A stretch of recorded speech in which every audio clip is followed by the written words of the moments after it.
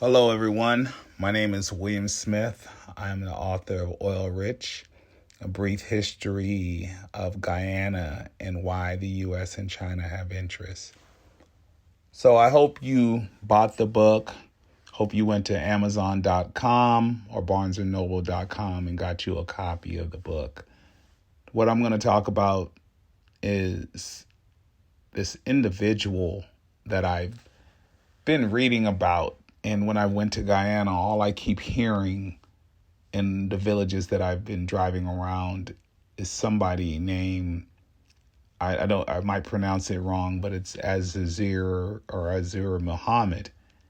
And what's unique about him, as I do some studying and looking at these dynamics, he reminds me of when I read and have listened and did studies about Rich-Guyana.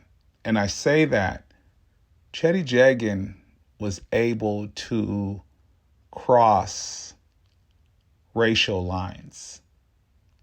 And he was able to create the PPP. Him and Forrest Berman. And I think that's so important because looking at this upcoming election, it lets me know that the people of Guyana want somebody that can unite them.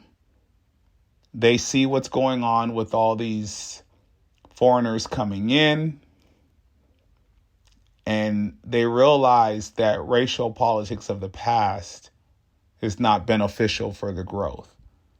Because this current administration has used racial politics. And if you go back to the history with Rich-Guyana when he created the PPP, it was about going against colonial rule. And this is why I talk about the history and really understanding the history, because you're seeing that again. You're seeing a country that is benefiting off of the resources of Guyana currently. And the people are wanting answers with that. And so you have this young man, the Team Mohamed, that is bringing everybody together.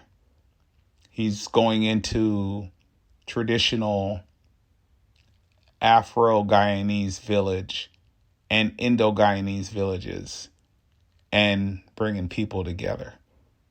And so this is something that hasn't been done for years because both parties, the PPP and the PNC, has become parties that have been rooted on racial politics. And in order for Guyana to turn a corner and benefit the people, it's going to have to be an individual that can bring everyone together. And so as I do my studies and I do my research, I look at that and I say, wow, I have not seen this in Guyana. I have not seen an individual bring people together like this in years. And once again, this very reminiscent of how Rich-Guyana was able to bring on the PPP party. And so with that being said, the people of Guyana want to be united. But most importantly, the people of Guyana want to know where the oil money is going and want to know why they're not benefiting from that. And so if you look at this current administration, they're not able to justify the contracts that they have made with Exxon, Hess, and the Chinese oil company. So Guyana will be having its presidential election in a couple months, in a few months. And so my message to the people is this. You want an individual that is really going to hold their Minister of Education and their Minister of Youth Sports accountable and really ask them to create a strategic plan that would develop the young people of Guyana. So important. In order for developing countries to sustain, you have to have a strong education program. You also have to have strong health care, and then you have to have strong roads, because the education program will sustain the workforce. And in order for the native Guyanese to compete, because what we're going to see in Guyana in the next 5 to 10 years, you're going to see so many foreigners come in. You're going to see a different level of colonialism. And so this president, that's this election taking place, is critical for the future of Guyana. And so the people of Guyana really have to be knowledgeable and observant on what's going on globally, because Guyana holds the key for a lot of the things that are taking place due to this oil discovery. Like I've mentioned in many of my posts, Guyana's always been resource rich. It's just always been the government's in place to be able to decide how they're going to distribute the rich from the resources. And if you don't understand this, people, I encourage you all to read a book called The Confessions of an Economic Hitman, so you can see why the PPP split and why there was a beginning of the PNC party. And that's what you're seeing today. You're seeing influence from an outside country that created a divide in Guyana, which caused the split.